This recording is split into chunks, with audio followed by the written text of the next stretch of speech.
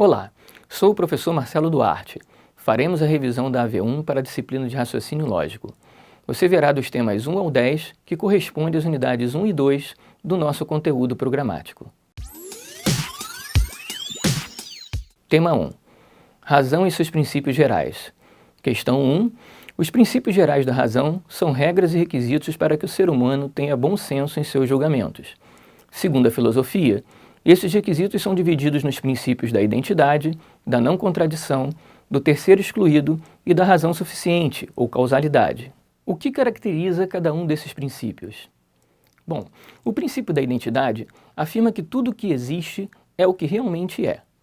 Por esse princípio, consegue-se identificar um lápis como um lápis, independente do seu tamanho, cor ou tipo. Podemos fazer uma analogia com as impressões digitais, que identificam e atribuem os dados pessoais de uma única pessoa.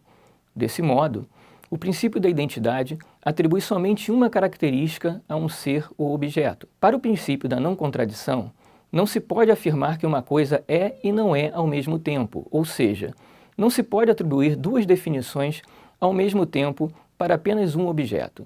Se uma parede é azul, não há como ela ser vermelha. Se uma flor é uma violeta, não há como ser uma rosa. O princípio do terceiro excluído sustenta que um objeto pode ser um objeto ou outro objeto, mas não um terceiro objeto. Para entendermos o conceito, podemos pensar em linguagem matemática, afirmando que A pode ser A ou B e não C. Uma camisa pode ser azul ou amarela, mas não preta. Nesse caso, excluímos a cor preta. Assim, estamos restringindo o objeto em apenas dois conceitos e afirmando categoricamente que ela não poderá ser um terceiro. No princípio da razão suficiente ou causalidade, através da razão, conexões entre coisas ou ideias são estabelecidas. Se um evento ocorre, então um outro acontece. Por exemplo, pense em um número. Se esse número pensado terminar em 0, 2, 4, 6 ou 8, então esse número é par. A conclusão é dita verdadeira, considerando a ideia inicial como verdadeira, a sua causa. Tema 2. Atividade racional. A intuição e a razão discursiva. Questão 2. Quais as diferenças básicas entre a intuição e a razão discursiva? Bom, a intuição, ou razão intuitiva, é a percepção imediata, primeira dos objetos.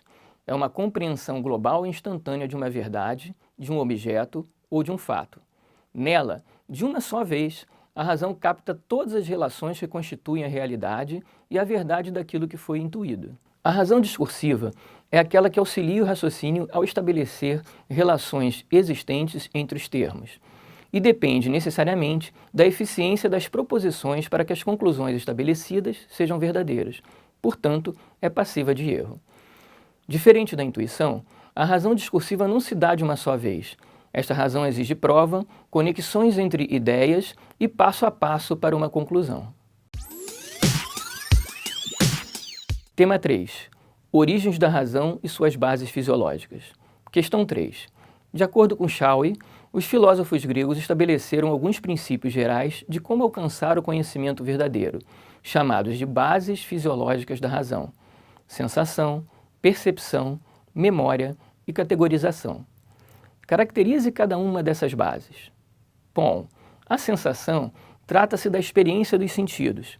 Os objetos exteriores excitam nossos órgãos de sentidos e vemos cores, sentimos sabores e odores, ouvimos sons, sentimos a diferença entre o áspero e o liso, o quente e o frio, e etc. A percepção é formada por um conjunto de sensações. As sensações se reúnem e formam uma percepção, ou seja, percebemos uma única coisa ou um único objeto que nos chegou por meio de várias e diferentes sensações. A memória é a evocação do passado, é a capacidade humana para reter e guardar o tempo que se foi, salvando-o da perda total. Categorização é o processo pelo qual ideias e objetos são reconhecidos, diferenciados e classificados, ou seja, organizados. Tema 4. Categorização e teoria dos conjuntos. Questão 4. Podemos entender que conjunto é a reunião de elementos distintos que possuem, no mínimo, uma característica em comum. Existem conjuntos finitos e infinitos. Dê exemplos de conjuntos finitos e de conjuntos infinitos. Bom, conjuntos finitos podemos como exemplo citar o conjunto de alunos em um curso, o conjunto de bairros em uma cidade, o conjunto dos números inteiros entre o número 1 e o número 5, o conjunto de disciplinas oferecidos na Unicarioca e etc. Já os conjuntos infinitos, como exemplo, temos o conjunto dos números reais, o conjunto dos números inteiros, o conjunto dos números reais entre o número 1 e o número 50, o conjunto dos números racionais, na verdade, qualquer conjunto numérico. Tema 5. Um breve histórico sobre a numeração na humanidade. Questão 5. Com o passar do tempo, diferentes métodos de anotação de números surgiram nos diversos lugares do planeta. Esses métodos de numeração tiveram uma significativa importância para a criação do sistema numeral que utilizamos atualmente. O sistema numérico desenvolvido pelos romanos há 2.500 anos tem como padrão a utilização de letras maiúsculas do alfabeto latino para representar determinadas quantidades. Considerando as regras desse sistema, escreva o número 1599 do sistema indo-arábico no sistema romano. Bom, o sistema romano de numeração consiste na ideia de agrupamento dos símbolos até conseguir reunir a quantidade desejada. Vale destacar que esse sistema não permite que haja mais do que 3 repetições do mesmo algarismo, por isso existem algumas regras. Observando o numeral da direita para a esquerda, quando um algarismo de valor menor está à esquerda de um outro algarismo, devemos subtraí-lo. E quando um algarismo de valor maior ou igual está à esquerda de um outro algarismo, devemos somá-lo. Assim, 1599 será MDIC. Tema 6. Conjuntos numéricos, naturais, inteiros e racionais. Questão 6. Os conjuntos numéricos surgiram para descrever as modificações e necessidades específicas dos problemas matemáticos. Como a variedade de tipos de números aumentou desde o surgimento dos sistemas numéricos, identificou-se a necessidade de reuni-los em grupos para facilitar o estudo dos seus comportamentos e características. O conjunto 1/2, 2/5 e 2/3 faz parte de que conjunto numérico? Bom, os conjuntos naturais correspondem aos números inteiros positivos e o zero. Já o conjunto dos números inteiros corresponde aos números naturais somados também aos números inteiros e negativos. Os racionais correspondem aos dois anteriores mais os números fracionados, ou seja, são todos os números que podem ser escritos na forma de fração: naturais, inteiros, frações e as dízimas periódicas constantes. Logo, o conjunto assinalado, como tem frações, faz parte do conjunto dos números racionais. Tema 7. Conjuntos numéricos. Números irracionais e reais. Questão 7. Os conjuntos numéricos surgiram para descrever as modificações e necessidades específicas dos problemas matemáticos. Como a variedade de tipos de números aumentou desde o surgimento dos sistemas numéricos, identificou-se a necessidade de reuni-los em grupos para facilitar o estudo dos seus comportamentos e características. O conjunto 1/3, 1, raiz quadrada de 3, menos 3 e π faz parte de que conjunto numérico? Além dos conjuntos vistos no tema anterior, existem os conjuntos irracionais, e nesse conjunto os números não podem ser representados através da divisão entre dois inteiros, ou seja, são números que possuem dízimas infinitas e não constantes, como a raiz de 2, o π, por exemplo. Os números reais incluem os números que participam de todos os conjuntos anteriores, ou seja, nesse caso, a resposta seria os conjuntos dos números reais, uma vez que há no conjunto representado números racionais e irracionais. Tema 8. Operações com dois conjuntos. Questão 8. Existem diversas relações e operações que podem ser verificadas ou efetuadas entre conjuntos. Dentre elas, igualdade, inclusão, união, interseção e subtração são as mais comuns.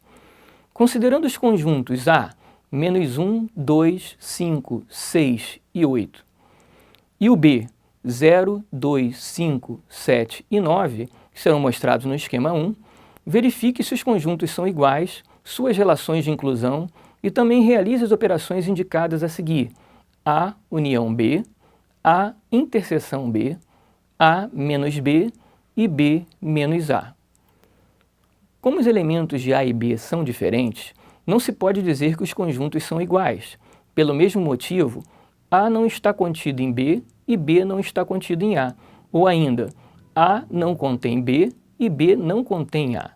Quanto às operações, lembrando dos conjuntos no esquema 1, tem-se A união B, menos 1, 0, 2, 5, 6, 7, 8 e 9.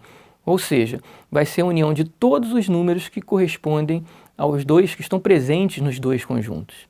A interseção B serão os números que estão presentes nos dois conjuntos simultaneamente, ou seja, 2 e 5.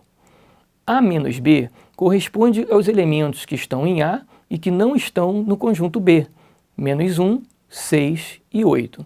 E B menos A corresponde aos números que estão em B e que não estão em A, 0, 7 e 9. Tema 9. Operações com três conjuntos. Questão 9. Existem diversas relações e operações que podem ser verificadas ou efetuadas entre conjuntos. Dentre elas, igualdade, inclusão, união, interseção e subtração são as mais comuns. Considerando os conjuntos A, menos 1, 2, 5, 6 e 8, B, 0, 2, 5, 7 e 9, e o conjunto C, menos 1, 0, 5, 6 e 7, indique o resultado das operações A união B interseção C, A interseção B união C, A menos B união C e B menos A interseção C, conforme o esquema 2. Sendo assim, observando o esquema 2 e preliminarmente resolvendo está entre parênteses, ou seja, A união B igual a menos 1, 0, 2, 5, 6, 7, 8, 9, A interseção B igual a 2 e 5, A menos B igual a menos 1, 6 e 8 e B menos A igual a 0, 7 e 9, conforme o exercício anterior, temos a resposta para A união B interseção C vai ser menos 1, 0, 5, 6 e 7. Ou seja, será exatamente igual ao próprio conjunto C. A resposta para A interseção B união C será menos 1, 0, 2, 5, 6 e 7. A menos B união C tem como resposta menos 1, 0, 5, 6, 7 e 8. E por último, B menos A interseção C, o conjunto formado pelos elementos 0 e 7 apenas. Tema 10. Diagramas de Venn e problemas com categorias. Questão 10. A representação por balões, utilizada no diagrama de Venn, é uma estratégia para simbolizar e representar conjuntos que se entrecruzam.